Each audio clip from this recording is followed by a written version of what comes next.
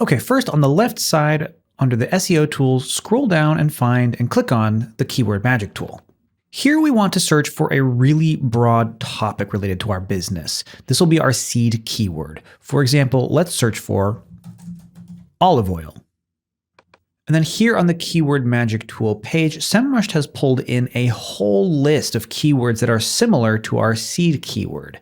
So we have other keywords like extra virgin olive oil, Graza olive oil and extra virgin. See, these are all related to our main keyword. This is useful because we can use these other keywords to find opportunities to rank that might be easier than our main keyword. This might feel like a lot of information to look at, but let me break it down for you.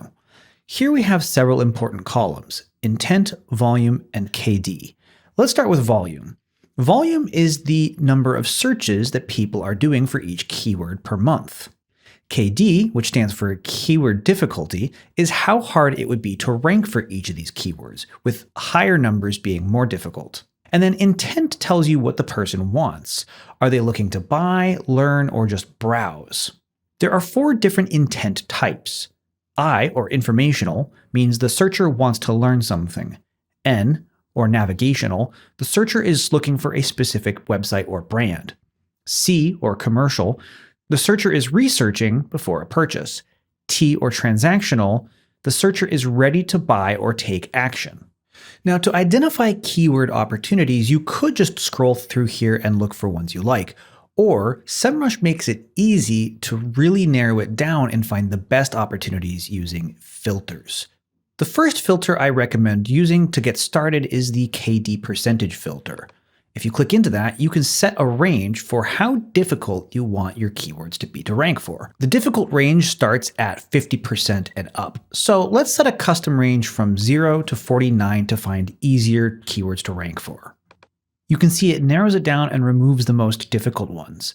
Next, we want to make sure there's actually a good amount of people searching for this search term every month. So here we can add a filter for volume. Let's make sure that we are selecting keywords that have at least 5,000 for their volume. And here we're left with a list of keywords that will be easier to rank for and have decent volume. Just to the left of this list, there's this whole other column here that shows you topic clusters, so you can drill deeper and identify keyword opportunities based on category. When you identify a keyword you like in the list, you can get more information about it by clicking this little icon to the right of the keyword. This will open the keyword overview. This mini keyword overview is a small version of the full keyword overview page, and it shows you all the most important stats at a quick glance. In the upper left, we have volume. At the very top, there's global volume, and then they show you splits by country. In the upper right, you've got KD percentage. You've already seen this. It shows you the search features, search intent, cost per click, and trend over time. Then it'll also show you related questions and the search volume for each of those. It shows you some additional related keywords. And then in the bottom, it shows you the SERP analysis.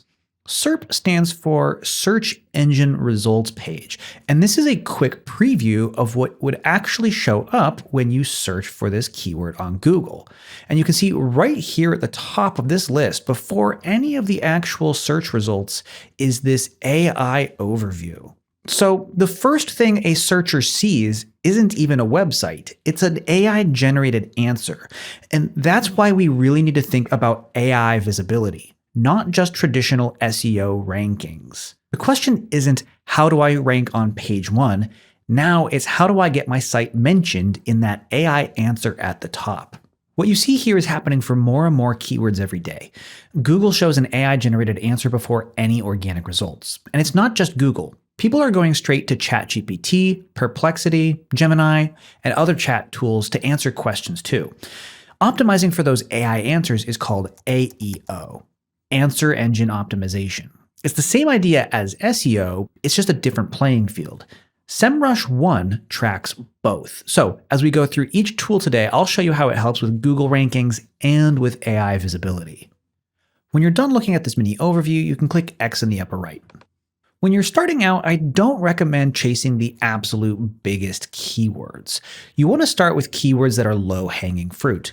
These are often keywords that have low difficulty and a decent number of searches. You're more likely to rank for these and more likely to get real traffic. For example, here in this list, we have, is olive oil a seed oil? This is a question that could be answered. And it has still 14.8 thousand searches per month and a low keyword difficulty. This means we could create some content and very easily start to rank. When you identify a keyword opportunity like this, something that you could rank for, you can add it to your keyword strategy list by clicking the plus button to the left side. The first time you do this, you'll need to name your first list that you put it on.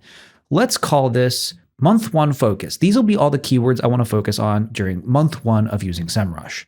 You'll click the check mark to lock it in. And now any other keywords that we want to target, we can simply click the plus button to the left of it, and it'll automatically get added to the same list. While we're here, I recommend going through and adding your top 10 to 15 keyword opportunities to a list.